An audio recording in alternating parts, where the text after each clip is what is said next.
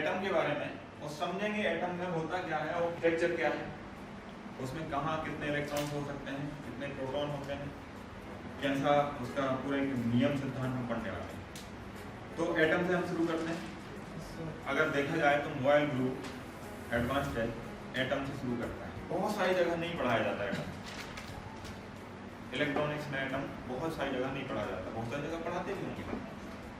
जो नहीं पढ़ाते वो कहते हैं भैया इसकी जरूरत है कहाँ, इसकी जरूरत है कहाँ, क्यों पढ़ाते हैं, क्यों समय का बर्बाद करते हैं स्टूडेंट का। तो मेरा मानना है कि जब तक आपको जड़ पता नहीं हो तो आप आगे काम कैसे करोगे, सही है कि नहीं? Yes sir. जड़ तो पता होना चाहिए। Yes sir. जड़ पता होगी तभी आगे आप काम कर पाओगे। तो मैं जड़ से पढ़ाने की बात करता हूँ, डीप में अंदर जाने की बात करता हूँ, इसलिए मैं एटम पढ़ाता हूँ, क्योंकि पूरी सृष्टि की उत्पत्ति वहीं से हुई है। तो हम जो भी चीज करें एटम से शुरू करें कम से कम। तो यहाँ से एटम की अगर मैं बात करूं तो एक प्रोटॉन और एक न्यूट्रॉन जो होता है वो न्यूक्लियस के अंदर होता है, मतलब सेंटर में होता है, एक एटम के सेंटर में। एटम क्या है? एटम दुनिया का सबसे छोटा कण है, जिसको हम बोलते हैं सूक्ष्म कण या एटम, परमाणु जिसको कहा जाता है, ठीक है, माइक्रो पार्टिकल। ये आपका क्या है? एटम है। अब एक एटम बहुत छोटा होता है, इसके साइज की अगर बात करें तो 1 मीटर का, 1 मीटर कितना होता है? 1 मीटर लगभग, 1 मीटर का 10 अरबवां हिस्सा, मतलब इसके इतने टुकड़े करो, इतने टुकड़े करो कि 10 अरब बार इसके टुकड़े करो। जैसे ये 2 बार हुआ, ये 4 बार हुआ, ये 8 बार हुआ, ऐसे इसके 10 अरब टुकड़े करो। तो 10 अरब जब टुकड़े होंगे तो सबसे छोटा टुकड़ा होगा वो एटम के साइज का होगा, ये माना जाता है, ठीक है।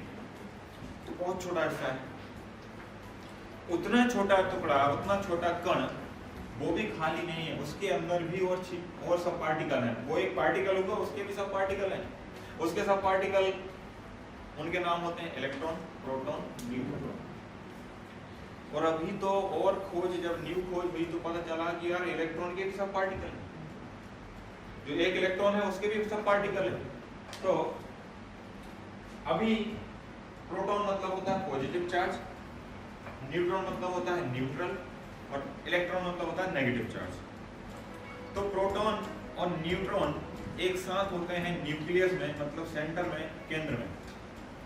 तो यहाँ मैंने एक केंद्र बनाया और वहां पर मैंने एक प्रोटॉन रख दिया, एक न्यूट्रॉन रख दिया। इसके बाद हम बनाएंगे इलेक्ट्रॉन। तो इलेक्ट्रॉन कहाँ होगा? इलेक्ट्रॉन होगा इसके बाहर। क्यों होगा? क्योंकि इलेक्ट्रॉन प्रोटॉन मिल नहीं सकते। अगर वो मिल गए तो एक एनर्जी क्या करेंगे? उत्पन्न करेंगे, और वो एनर्जी उत्पन्न होगी तो वो भीषण होगी।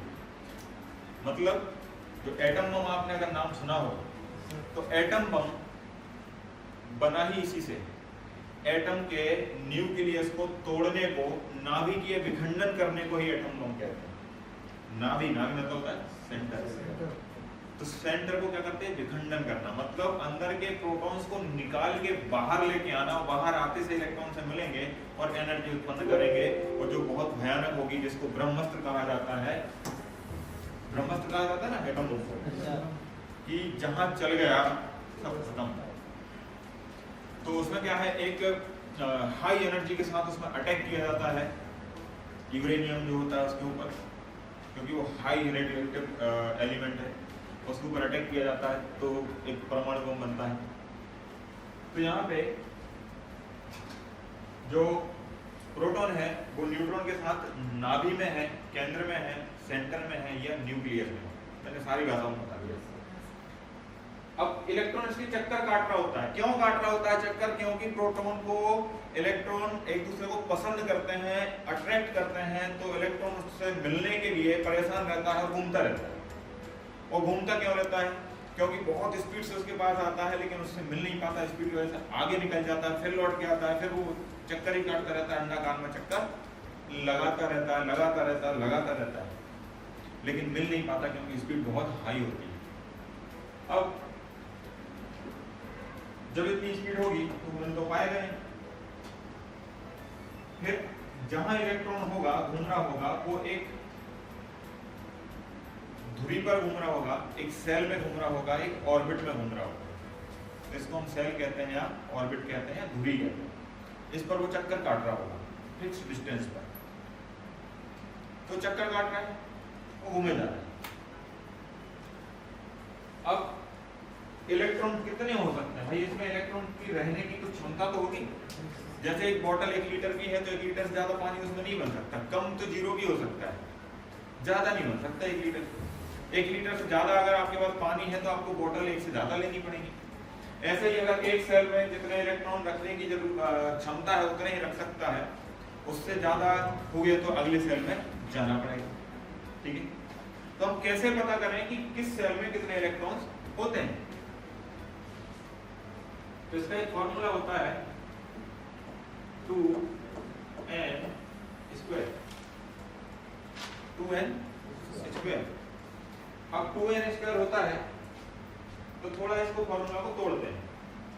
हमें पता है एक नंबर और एक अल्फा के बीच में हमेशा इनटू होता है, गुणा होता है। तो हम उसे कुछ ऐसे ही बना लेते हैं। तो 2 इंटू n और n का स्क्वायर। अब हमें ये भी पता है कि 2 की जगह 2 ही आना है, इंटू की जगह इंटू ही आना है, n की जगह n में जो पावर लगी है, पावर का मतलब होता है उतनी संख्या का उसी में दोबारा से गुणा कर देना। 10 होती है 10 बार, 2 है तो 2 बार। तो n into n into n, तो ये हो गया n का स्क्वायर। तो कुछ ऐसे हमने थोड़ा सा बना लिया कि 2 इंटू n इंटू n। अब हम इसमें रख लेते हैं संख्या। तो 2 तो खुद अपने आप में एक संख्या है, इंटू सेल नंबर फर्स्ट है, पहला है तो हम लिखेंगे 1, इंटू फिर से हमारा सेल नंबर ऑफ सेल जो है वो पहला है तो ये। तो इसका क्या आएगा 1 इंटू 1 इंटू 2 इसका 2 2 एकम 2 2 एकम 2 मतलब 2 ही आने। तो पहले सेल में कितने इलेक्ट्रॉन आने हैं? 2। अगर और इलेक्ट्रॉन हुए तो अगले सेल में आएंगे, इससे ज्यादा इलेक्ट्रॉन हुए तो अगले सेल में आएंगे। अगले सेल में अब कितने हो सकते हैं, उसकी क्षमता कितनी है?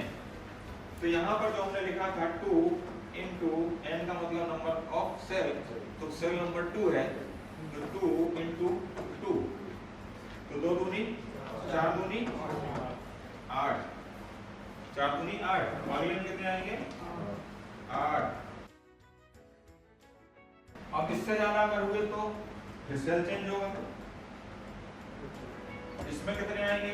क्योंकि 2 की जगह 2, इंटू की जगह इंटू, n की जगह नंबर ऑफ सेल मतलब 3, फिर नंबर ऑफ सेल 3, तो 2 3 6 और 6 3 18, 3 3 का 9, 9 दूनी 18 है ना। तो टोटल कितने आने हैं? 18। अगले सेल में कितने आएंगे? 18। तो इसमें आने वाले हैं आपके 18 इलेक्ट्रॉन।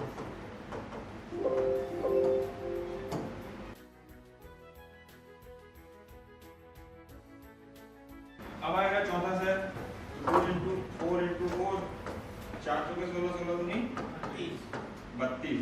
अगले सेल में कितने आएंगे? 32। तो ऐसे हमारी कहानी चलती रहेगी, 2 8 18 32। ठीक है, तो ऐसे हमारा ये कैलकुलेशन चलता रहता है और हम ये कह सकते हैं कि किस सेल में कितने इलेक्ट्रॉन्स हो सकते हैं। ठीक है, अब हम बात करते हैं कॉपर के एटम की। कॉपर मतलब तांबा। तो कॉपर के एटम में उसका हमारा एटॉमिक नंबर क्या होता है कॉपर का? तो वो होता है 29। कॉपर का एटॉमिक नंबर है 29। तो 29 का मतलब क्या होगा कि उसके अंदर प्रोटॉन की संख्या कितनी होगी? 29। इलेक्ट्रॉन की संख्या कितनी होगी? 29 है ना। तो प्रोटॉन और इलेक्ट्रॉन संख्या कितनी है? 29 29 और न्यूट्रॉन की भी 29। तो यहाँ पे प्रोटॉन प्लस मतलब कि 29, न्यूट्रॉन मतलब कि 29। तो इलेक्ट्रॉन में कितने होंगे? 29 ही होंगे, 29 ही होंगे। तो 29 क्यों होंगे? क्योंकि एक प्रोटॉन एक इलेक्ट्रॉन को ही कैरी कर सकता है। ठीक है, उससे ज्यादा नहीं। तो जितने प्रोटॉन उतने ही इलेक्ट्रॉन। तो पहले सेल में 2, अगले सेल में 18 नहीं 2 8 आएंगे, और फिर उसके अगले सेल में 18।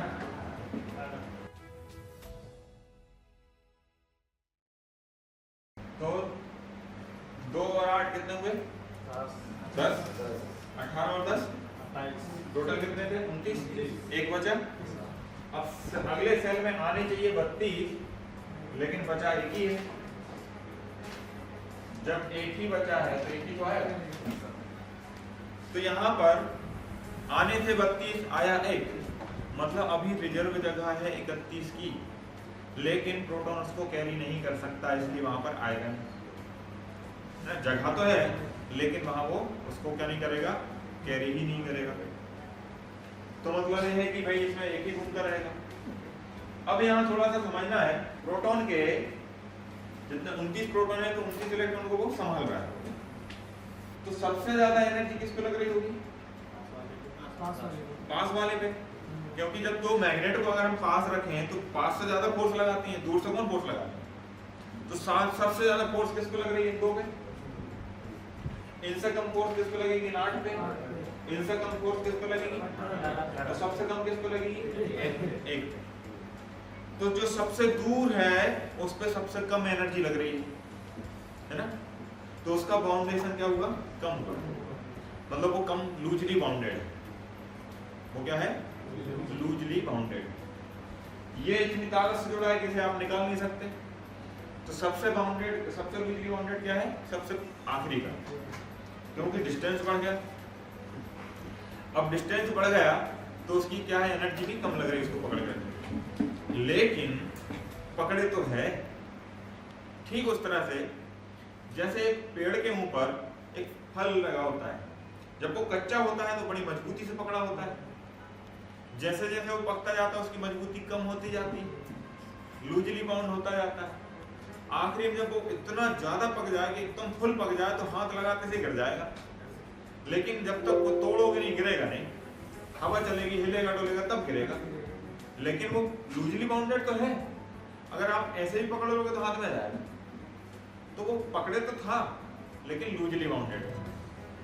ठीक है, तो ऐसे ही इसमें जो सबसे ऊपर सबसे आखिरी का जो इलेक्ट्रॉन है वो लूजली बाउंडेड है।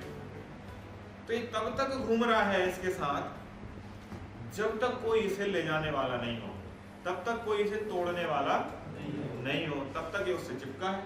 अगर कोई ले जाने वाला आएगा तो चल देगा साथ में। ऐसे इलेक्ट्रॉन को फ्री इलेक्ट्रॉन कहा जाता है। क्या कहा जाता है? Free electron. क्यों कहते हैं फ्री इलेक्ट्रॉन? क्योंकि वो लूजली बाउंडेड है, वो प्रोटॉन के साथ बहुत तगड़े तरीके से चिपका हुआ नहीं है।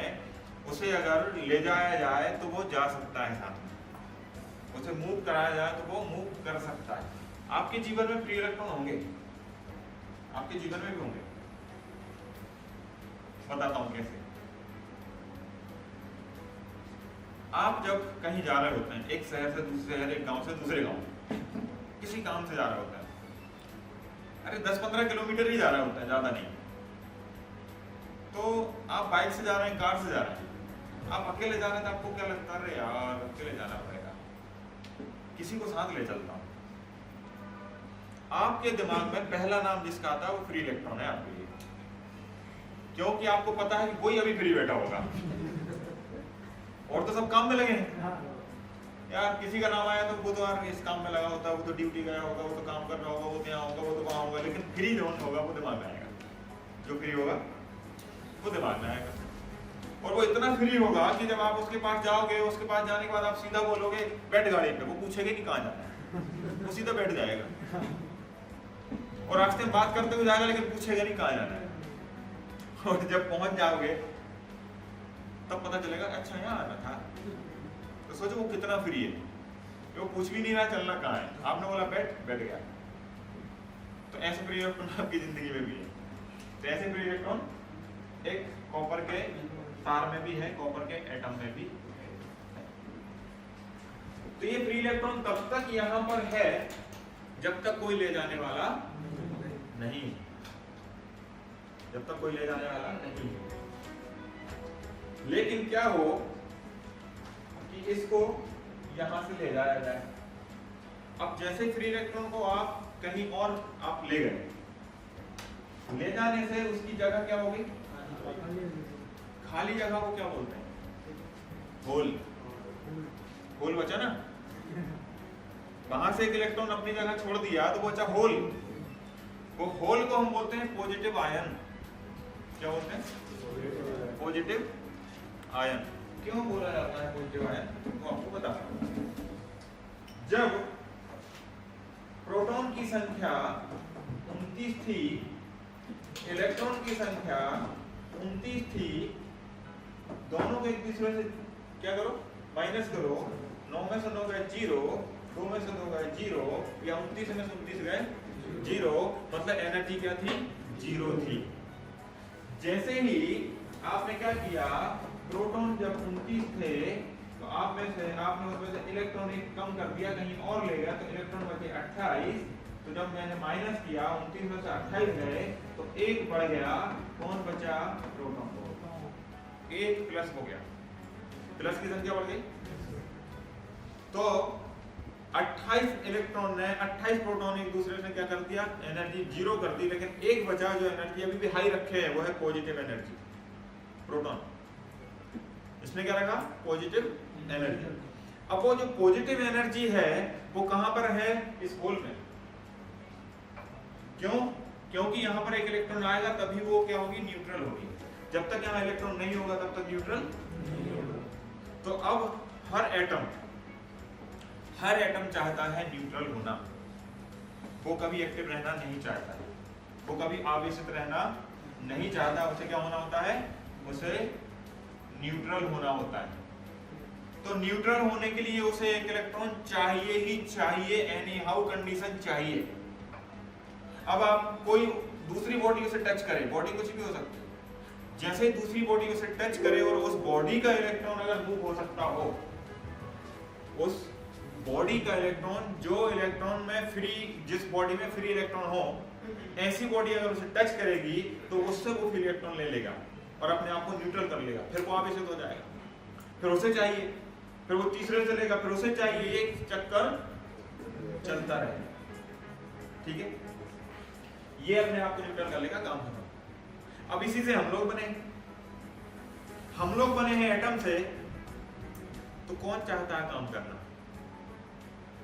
ये न्यूट्रल रहना चाहता है, हम भी न्यूट्रल रहना चाहते हैं। क्या किसी को काम करना पसंद है पसंद? सब फ्री रहना चाहते हैं। आप यहाँ पढ़ने आए हो, क्यों सीखना है, काम क्यों करना है, पैसा कमाने के लिए। पैसा क्यों कमाना है, आराम करने के लिए। आराम करना है मतलब फ्री रहना। हर आदमी चाहता है मेरे पास इतना पैसा हो कि मेरे पास 4 लोग काम करने वाले लगे हों। पहले बोलते हैं शॉप में काम करने वाला हो, एक लड़का तो होना चाहिए साफ सफाई के लिए, क्यों, मुझे नहीं करना यार। फिर काम बढ़ गया तो एक होना चाहिए रिपेयरिंग के लिए, मुझे नहीं करना यार। एक होना चाहिए सेल्स के लिए, मुझे नहीं करना, तो बैठ के पैसे गिनूंगा। कुछ दिन बाद कहोगे एक अकाउंटेंट होना चाहिए, वो पैसे ही वो भी गिनेगा, मैं नहीं गिनूंगा। फिर कहूँगा यार ऐसी 10 शॉप होनी चाहिए, मैं कहीं नहीं बैठूंगा, मैं घर बैठूंगा, पैसा घर आना चाहिए। फिर जब पैसा आने लगता है तो घर में भी पड़े हैं कि यार कौन कुछ करे, चाय बनाने वाला भी चाहिए, खाना बनाने वाला भी चाहिए, झाड़ू लगाने वाला भी चाहिए, मतलब हर काम के लिए आदमी चाहिए। मैं कुछ नहीं करूँगा, मैं तो जाके कहीं गोवा के बीच पे जाके लेमोनेड पीऊंगा, मैं कुछ नहीं करूँगा। मतलब पैसा क्यों चाहिए, कुछ नहीं करने के लिए। जब पैसा नहीं होता तभी तो काम करते हैं, ठीक है ना। तो न्यूट्रल सबको होना है। तो वो इसकी प्रकृति है जो हम भाग रहे हैं काम करने के लिए, सीखने के लिए, पैसा कमाने के लिए, हाय पैसा हाय पैसा हाय पैसा। हमारी गलती नहीं है, वो साइंस की तकलीफ है, ठीक है। तो यहाँ पर जो इलेक्ट्रॉन, यहाँ पे जो होल खाली रह गया, यही पॉजिटिव आयन है। तो इस पॉजिटिव आयन में जब तक एक इलेक्ट्रॉन नहीं हो जाता है, न्यूट्रल नहीं होगा। जब तक ये न्यूट्रल नहीं होगा तब तक इसे एक इलेक्ट्रॉन की भूख रहेगी, चाहिए मतलब चाहिए ही चाहिए। ठीक है। अभी अगर मैं देखूं कि इलेक्ट्रॉन को निकाला कैसे जाए, तो इलेक्ट्रॉन को निकालने के बहुत सारे तरीके होते हैं। एक एटम से एक एटम से इलेक्ट्रॉन निकालने के बहुत सारे तरीके होते हैं। तरीके आपको बता दूं, जैसे घी कहाँ होता है? दूध में। घी कहाँ होता है? निकालने के तरीके, कोई उसे गर्म करके मलाई बनाता है, फिर मलाई को गर्म करके घी बनाता है। कोई दूध को दही बनाता है, दही में से मक्खन निकालता है, मक्खन को गर्म करके फिर उसमें से घी निकालता है।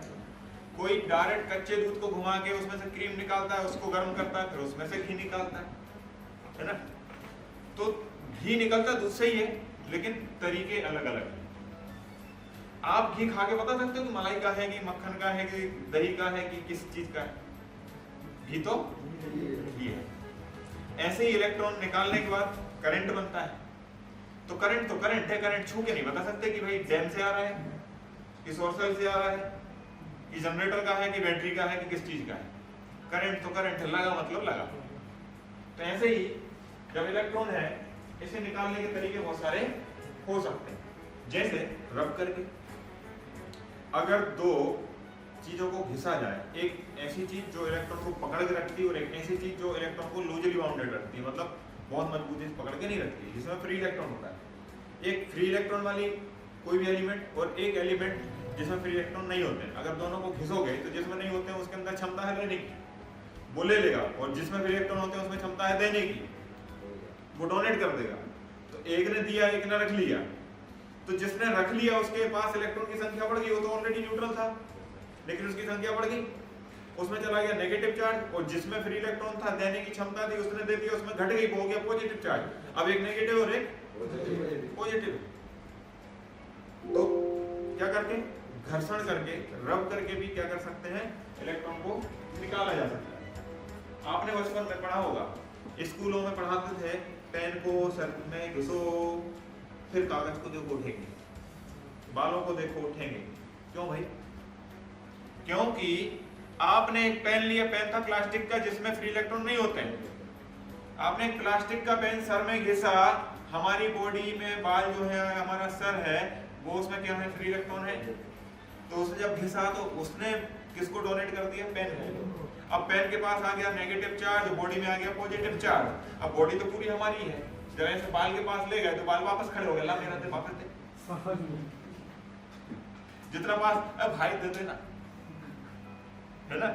और एक बार टच कर दिया फिर नहीं उठेंगे, गए न्यूट्रल। इमेजिन करो कि एक बच्चा है, उसे कोई खेलने की खाने की चीज आप ऐसे हाथ में ऊपर रखे रहो, कैसे दे दो करेगा। तो ऐसे हमारे बाल भी क्या करते हैं, उस इलेक्ट्रॉन को वापस लेने की कोशिश, क्योंकि बॉडी का हिस्सा है, वो घटेगा तो पूरी बॉडी से घट रहा है ना, तो वो वापस मांगने की कोशिश करेगा, बाल एकदम सीधे खड़े हो जाएंगे, और उससे जैसे टच करोगे तो न्यूट्रल होकर वापस आ जाएंगे। तो इस तरह की पूरी कंडीशन की प्रोसेस चलती है। अब यहां पे एक तो रगड़ के कर दिया, निकाल दिया। दूसरा होता है कि इसके अंदर एक इलेक्ट्रॉन हम डाल दें तो क्या होगा भाई, ये 29 इलेक्ट्रॉन प्रोटॉन का क्या है, एलिमेंट है। इसमें अगर हम एक प्रोटॉन डाल दें तो क्या होगा। अब आप बोलोगे कि डालोगे कैसे, ये तो लेता ही नहीं है, इसके पास 29 है तो 29 ही लेगा, 30वां लेगा ही नहीं। हाँ बिल्कुल नहीं लेगा। लेकिन अगर जबरदस्ती करें तो बंदूक की नोक पे, तो बंदूक की नोक पे क्या नहीं होता है, सब होता है। अगर एक जबरदस्ती इलेक्ट्रॉन इसमें स्पीड से मार दिया जाए, डाल दिया जाए, तो जब जबरदस्ती स्पीड से एक इलेक्ट्रॉन डालोगे तो ये उसको रख लेगा, और जो इसके पास था उसको छोड़ देगा, उसको छोड़ देगा। जैसे एक इलेक्ट्रॉन दूसरा है, अब इसको अगर मैं इसमें मारूं तो इसको, इससे तो पता ही नहीं है कि उसके साथ क्या होने वाला है। वो अपनी जगह पर क्या था, नॉर्मल कंडीशन में था, मूवमेंट में नहीं था, या वो मूव हो रहा था लेकिन उसे नहीं पता कुछ भी। लेकिन जैसे ही एक इलेक्ट्रॉन आके उससे हिट करेगा तो अचानक से मोशन में आएगा ना, वो अचानक से उसकी चीजें क्या होंगी, परिवर्तित होंगी, परिवर्तन आएगा उसके मतलब घूमने में। तो जब एक इलेक्ट्रॉन आएगा तो जो दूसरा पहले था वो वहां से जाएगा। तो एक आ रहा है और दूसरा जा रहा है, तो इतने आसानी से छोड़ देगा क्या?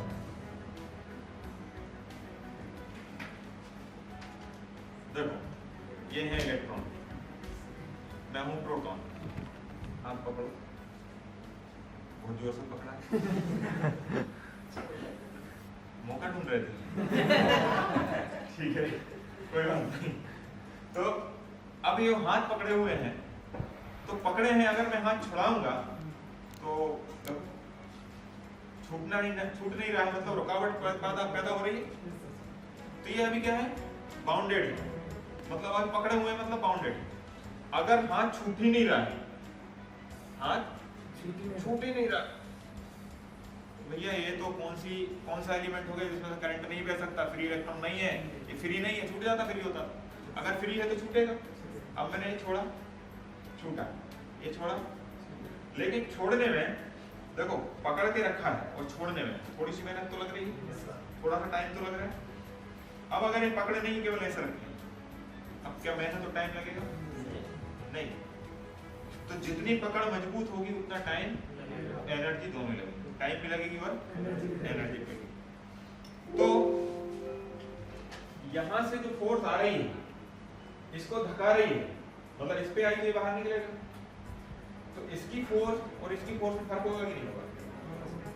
क्योंकि जितनी स्पीड से आ रही, मान लो एक उदाहरण लेते हैं, 100 की स्पीड से आ रहा है, तो अगर ये 100 की स्पीड से आया तो वो 99 की से निकलेगा, क्योंकि थोड़ी बहुत टाइम वो भी ले लेगा ना। और टाइम का घटना मतलब स्पीड का घटना, टाइम ज्यादा ले लिया मतलब स्पीड घट गई ना। भाई 100 की स्पीड कब क्या हो गई, जब 1 घंटे में 100 किलोमीटर चले। अगर वो 100 किलोमीटर उसने 1.5 घंटे में लिया तो 100 की स्पीड नहीं हुआ, फिर नहीं हुई वो। ऐसे मतलब टाइम ही सब जगह में क्या करता है, मायने रखता है। तो यहाँ पर जैसे टाइम डिले हुआ थोड़ा सा, मतलब स्पीड कम होगी, ठीक है, तो 100 की जगह 99 हो गई। तो यहाँ पर जब एक इलेक्ट्रॉन आया, हिट किया, दूसरा इलेक्ट्रॉन जब बाहर निकला तो कुछ ना कुछ टाइम लिया होगा कि नहीं? Yes, sir. जब वो टाइम लेगा तो थोड़ी सी एनर्जी भी लेगा, एनर्जी भी लगेगी और टाइम भी लगेगा। तो इसकी स्पीड में इसकी में भाग होगा। अब ये कहाँ जाएगा निकल के? इतना छोटा एटम होता है, आपको पता है कि हमने जब 2.5 करोड़ एक्स जूम किया तब जाके एटम दिखा। तो इतने पास होते हैं कि जब ये आएगा तो पड़ोसी एटम से टकराएगा ना, जब इस पे हिट होगा तो कहाँ टकराएगा? पड़ोसी एटम से टकराएगा 99 की स्पीड में। अब पड़ोसी वाला 98 की स्पीड में टकराएगा अगले पड़ोसी में, फिर वो अगले पड़ोसी में, तो ये क्या चलता रहेगा, पूरे में खलबली मच जाएगी। हमने एक को हिट किया था लेकिन अंदर खलबली मच गई, इधर उधर इधर उधर इधर उधर। जो लास्ट में निकलेगा इलेक्ट्रॉन बाहर, वो इलेक्ट्रॉन तो वो हो गई नहीं जो हमने दिया था। हमने जो दिया था वो तो पहले एटम में समा गया, दूसरे का तीसरे में समा गया, तीसरे का चौथे में, ऐसे करते करते करते करते जब लास्ट में निकलेगा वो अलग होगा। तो ये जो जा रहा है एक इलेक्ट्रॉन, इसको मूव कराने के लिए जा रहा है, जा रहा है कि नहीं? Yes, sir. इलेक्ट्रॉन क्यों डाला? ताकि ये मूव हो सके। तो इलेक्ट्रॉन को मूव करने के लिए एक फोर्स लग रही है। क्या लग रही है? Force. किसके लिए? एक इलेक्ट्रॉन को मूव करने के लिए एक फोर्स लगाई जा रही है। इसका सेंटेंस बनाए तो कुछ ऐसा बनता है, इलेक्ट्रोमोटिव फोर्स बनता है कि नहीं? इलेक्ट्रोमोटिव फोर्स मतलब इलेक्ट्रॉन्स को मूव कराने वाली फोर्स, उसको बोलेंगे इलेक्ट्रोमोटिव फोर्स। तो electromotive force EMF, short form क्या हुआ? EMF, electromotive force. इसी इलेक्ट्रोमोटिव फोर्स को क्या कहेंगे? विद्युत वाहक बल। विद्युत वाहक बल। अब विद्युत वाहक बल हिंदी में, जिसने भी एक खोज की थी इस स्पीड की, इस फोर्स को जिसने खोजा था, इस फोर्स को पहली बार जिसने नापा था, कैलकुलेट किया था, वो साइंटिस्ट का सरनेम था वोल्टा। क्या नाम था? उनका सरनेम था वोल्टा। अब जब भी कोई खोज होती है तो उसको रजिस्टर कराया जाता है, यार रजिस्टर कर लेते हैं, इसकी रॉयल्टी इनकम मिलती रहेगी। नाम तो होगा कि किसने खोजा था, रॉयल्टी अपनी जगह है। तो जब वो रजिस्टर कराने गए तो कोई भी सरनेम रजिस्टर नहीं होता है, क्योंकि सरनेम क्या है, सार्वजनिक है, पब्लिक है, उसे आप रजिस्टर नहीं कर सकते, आप अपने नाम पे नामांकित नहीं कर सकते। तो जब वो गए तो भाई क्या नाम रखना है, सरनेम तो नहीं हो सकता। तो कहा ठीक है, हमारा नाम सरनेम अगर बोल्टा है तो आप ऐसा कर दीजिए, वोल्टेज कर दीजिए। तो बोल्टा को क्या कर दिया, तब से इसको वोल्टेज के नाम से जानने लगे। ठीक है, तब से इसको वोल्टेज के नाम से जानने लगे। तो वोल्टेज का सही नाम क्या है, असली नाम ईएमएफ। तो आज पूरी दुनिया इस ईएमएफ को वोल्टेज के नाम से जानती है। और हम बने किससे हैं, एटम से, आलसी तो है। तो वोल्टेज को भी वोल्ट में बोलते हैं, वोल्टेज नहीं बोलते, वोल्ट बोलते हैं। वोल्टेज का शॉर्ट फॉर्म निकाल के ले आए, VOLT, वोल्ट। इससे भी मन नहीं भरा तो खाली V लिख के छोड़ देते, आलसी जो ठहरे।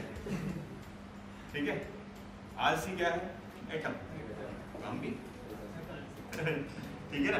तो ऐसे क्या आएगा, वोल्टेज या वोल्ट, V, है ना। पता चला वोल्ट किसे कहते हैं, यस सर। वोल्ट किसे कहते हैं। तो फिर करंट किसे कहते हैं, वोल्टेज का तो पता चल गया। तो जब यहां से इलेक्ट्रॉन जो मूव हो रहे हैं एक से दूसरे तीसरे एटम में जब जा रहे हैं, हलचल हो रही है, तो इलेक्ट्रॉन एक जगह से दूसरी जगह मूव हो रहा है। तो इलेक्ट्रॉन के मूवमेंट को करंट कहा जाता है। क्या कहा जाता है, करंट। इसको हम क्या बोलेंगे, फ्लो ऑफ इलेक्ट्रॉन्स। करंट क्या होता है, फ्लो ऑफ इलेक्ट्रॉन्स। इलेक्ट्रॉन्स के फ्लो होने के ही करंट कहते हैं, समझे। और वोल्टेज कैसे कहेंगे, force of electrons. Flow of electrons current है और फोर्स ऑफ इलेक्ट्रॉन्स वोल्टेज। ध्यान रखना, दोनों में इलेक्ट्रॉन ही है, बस एक धक्का लगा रहा है और एक धक रहा है। जो धकने वाला है वो करंट है, जो धकाने वाला है वो वोल्टेज है। तो करंट हमेशा आगे चलता है, वोल्टेज हमेशा पीछे चलता है, ध्यान रखना। ठीक है, करंट कभी वोल्टेज के बिना चल नहीं सकता, लेकिन वोल्टेज करंट के बिना चल सकता है। ठीक है, क्योंकि उसमें एक इलेक्ट्रॉन है, वो भी फोर्स लगा के जा सकता है आगे। लेकिन करंट को, इलेक्ट्रॉन्स को आगे बढ़ने के लिए पीछे से फोर्स लगानी जरूरी है। तो करंट हमेशा आगे चलेगा, वोल्टेज हमेशा पीछे होगा।